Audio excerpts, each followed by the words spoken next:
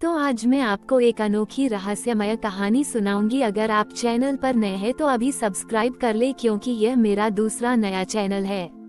तथा कहानी पूरा देखे, अंत में एक अनोखा रहस्य छुपा है। धन्यवाद। तो सुनिए। एक प्राचीन राज्य में, जहाँ कला और संस्कृति का विशेष सम्मान था, ललिता नाम की एक असाधारण नर्तकी रहती थी। ललिता अपनी सुंदरता और नृत्य कौशल के लिए दूर दूर तक प्रसिद्ध थी। जब वह नृत्य करती थी तो ऐसा लगता था मानो साक्षात अप्सरा धरती पर उतर आई हो। उसके पांव में बंधे घुंघरू सिर्फ ध्वनि उत्पन्न नहीं करते थे, वे हर ताल पर एक कहानी कहते थे। ललिता एक प्रसिद्ध मंदिर की नर्तकी थी, जो अपनी कला को महादेव के चरणों में समर्पित करती थी। हालांकि उसे राजदरबार से भी कई निमंत्रण आते थे, वह अपनी हर प्रस्तुति से पहले मंदिर में महादेव के सामने नृत्य करती थी। उसकी सबसे बड़ी इच्छा थी कि वह अपने नृत्य से महादेव को इतना प्रसन्न करे कि वे उसे साक्षात दर्शन दें। श्रावण का महीना आया। तीसरे सोमवार को नगर में एक भव्य नृत्य प्रतियोगिता का आयोजन किया गया था, जिसमें देश भर की सर्वश्रेष्ठ नर्तकियां भाग ले रही थीं। विजेता को राजा द्वारा अपार धन और सम्मान मिलना था। ललिता भी इस प्रतियोगिता में भाग लेने वाली थी, लेकिन उसके मन में धन से ज्यादा महादेव को प्रसन्न न करने की लालसा थी। तीसरे सोमवार की सुबह ललिता उठी। उसने स्नान किया और मंदिर की ओर चल पड़ी। उसके पांव में उसके सबसे प्रिय और पुराने चांदी के घुंघरू बंधे थे, जिन्हें उसकी गुरु माँ ने आशीर्वाद के रूप में दिया था। मंदिर पहुंचकर उसने महादेव के सामने प्रणाम किया। उसके मन में एक द्वंद्व चल रहा था, क्या वह प्रतियोगिता में जाकर यश और धन कमाए या अपनी सारी ऊर्जा महादेव के चरणों में समर्पित कर दे।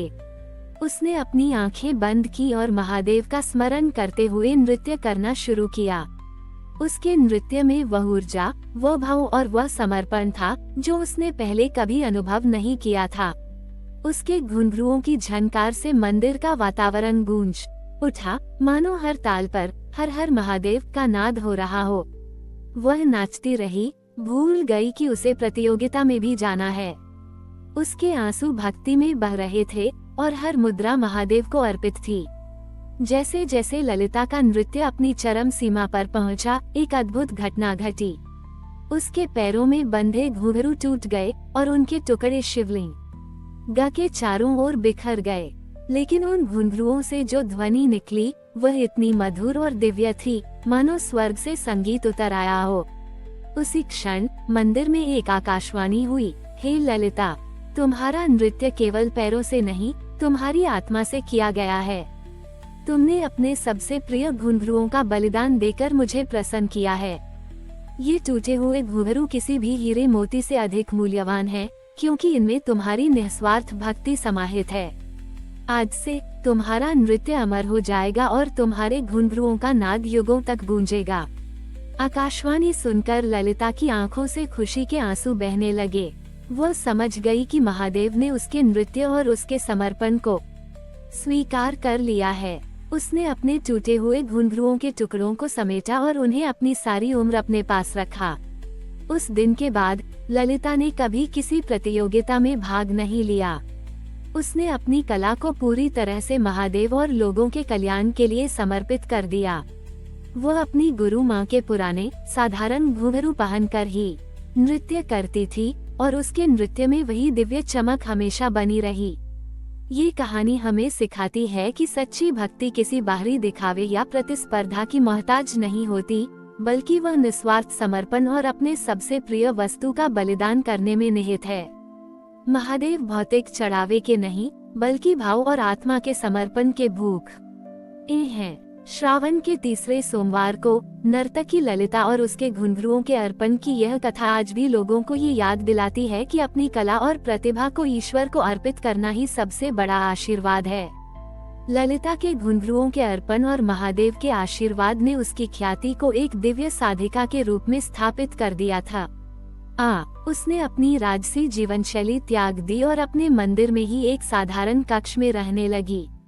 उसका नृत्य अब किसी दरबार या मंच के लिए नहीं, बल्कि केवल महादेव की स्तुति और भक्तों के हृदय में भक्ति जगाने के लिए होता था।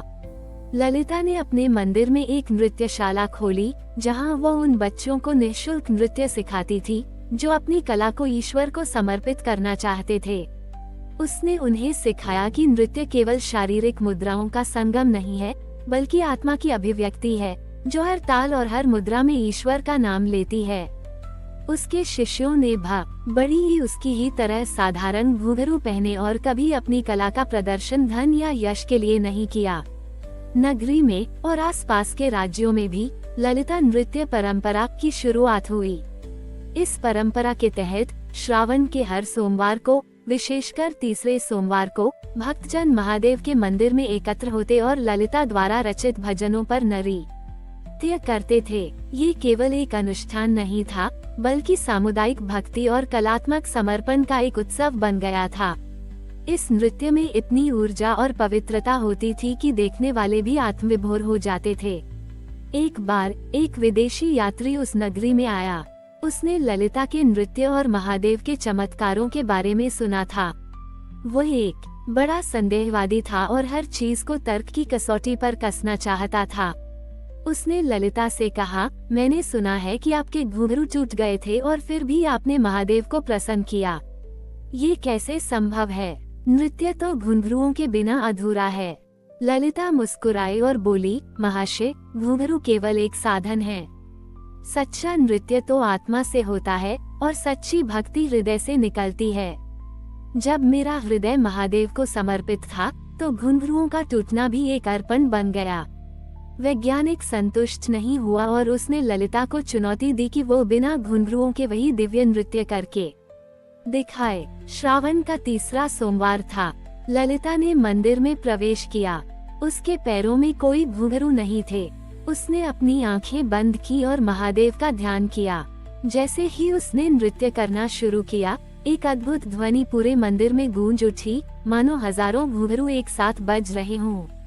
ये ध्वनि इतनी स्पष्ट और मधुर थी कि लोगों को लगा जैसे स्वयं महादेव के घुंघरू बज रहे हों। ये ध्वनि नृत्य की हर ताल के साथ बदलती रही और उसमें वही मधुरता थी जो ललिता के प्रिय घुंघरुओं में हुआ करती थी। विदेशी यात्री और वहां मौजूद सभी लोग मंत्रमुग्ध रह गए। उन्होंने देखा कि ललिता के पैरों से कोई ध्वनि नहीं आ रही थी, लेकिन मंदिर दिव्य संगीत से भरा हुआ था। वैज्ञानिक को अपनी गलती का एहसास हुआ। उसने ललिता के चरणों में गिरकर माफी मांगी और कहा, मैंने आज विज्ञान से परे एक अद्भुत रहस्य देखा है।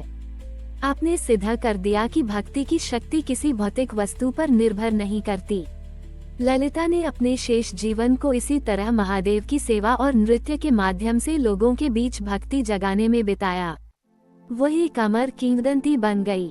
जब उसका महाप्रयाण हुआ तो श्रावण के तीसरे सोमवार को लोगों ने महसूस किया कि मंदिर से अभी भी अदृश्य घुंघरुओं की दिव्य ध्वनि आ रही है, जो हर ताल पर महादेव का नाम ले रही थी। आज भी उस मंदिर में श्रावण के तीसरे सोमवार को ललिता के नृत्य की याद में भक्त बिना घुंघरुओं के नृत्य करते हैं और उन्हें विश्वास है कि महादेव स्वयं उनके साथ नाचते हैं। ये कहानी हमें हमेशा याद दिलाती है कि सच्चा समर्पण और भक्ति किसी बाहरी दिखावे या भौतिक चीजों पर निर्भर नहीं करती, बल्कि हृदय की शुद्धता और आत्मा के समर्पण में निहित है।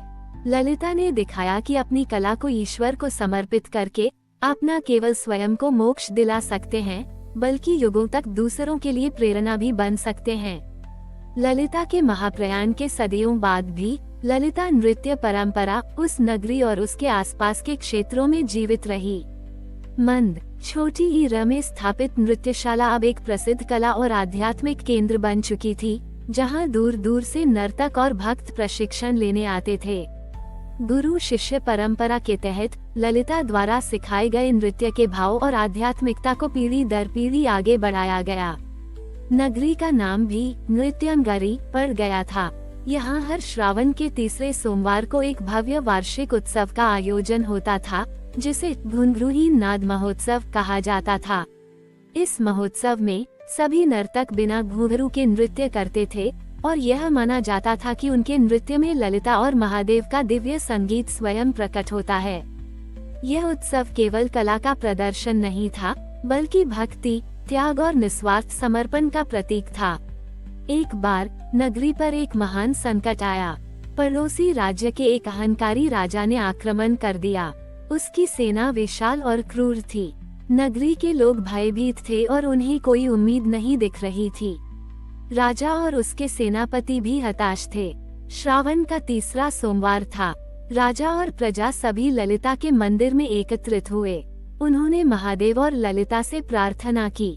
मंदिर के मुख्य पुजारी ने कहा, आज हम सब मिलकर वही गुनगुनाहट नाद करें जो ललिता ने हमें सिखाया था। अपने हृदय की सारी भक्ति और आत्मा की सारी शक्ति महादेव को अर्पित करें। सभी ने मिलकर नृत्य करना शुरू किया। उस सामूहिक नृत्य में एक अभूतपूर्व ऊर्जा थी। हर व्यक्ति अपनी आत्मा से नृत्य कर रहा था और हवा में एक अदृश्य घुंघरुओं की झनकार गूंज रही थी जो इतनी तीव्र थी कि उसे सुना जा सकता था। जैसे ही नृत्य अपनी चरम सीमा पर पहुंचा, एक चमत्कार हुआ। आक्रमणकारी सेना के शिविर में अचानक भ्रम की स्थिति पैदा हो गई। सैनिकों को ऐसा लगा जैसे सैकड़ों घुंघरू उनके कानों में बज रहे हों और उन्हें अदृश्य नर्तकियां घेर रही हों। वे भयभीत हो गए, उनके अस्त्र शस्त्र छूटने लगे और वे एक दूसरे पर हमला करने लगे। पूरी सेना में भगदड़ मच गई। बिना किसी वास्तविक युद्ध का आक्रमणकारी सेना पूरी तरह से बिखर गई और वापस लौट गई। नगरी बच गई। लोगों को समझ आ गया कि यह ललिता की निस्वार्थ भक्ति और संगीत की दिव्य शक्ति थी जिसने महादेव को प्रसन्न किया और नगरी को बचाया। उस दिन के बाद गुनगुनाहट नाद महोत्सव केवल एक धार्मिक उत्सव नहीं रहा, बल्कि नगरी की विजय और अटूट विश्वास का प्रतीक बन गया। आज भी नृत्यनगरी में हर श्रावण के तीसरे सोमवार को गुनगुनाहट नाद महोत्सव बड़े हर्षोल्लास के साथ मनाया जाता है। ललिता की कहानी पीढ़ियों को ये सिखाती है कि सच्ची कला और भक्ति में इतनी शक्ति होती है कि वो न केवल ईश्वर को प्रसन्न कर सकती है, बल्कि बड़े से बड़े संकटों को भी टाल सकती है।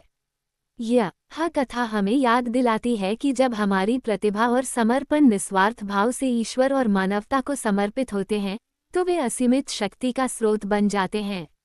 हमारी और भी आध्यात्मिक एवं अनोखी कहानियाँ देखने के लिए हमारे चैनल पर जाएं तथा धार्मिक एवं पौराणिक अनोखी कहानियाँ हमारे चैनल पर है। कृपया जाके देखें तथा हमारे चैनल को सब्सक्राइब करके रखें और वीडियो लाइक जरूर करें। धन्यवाद।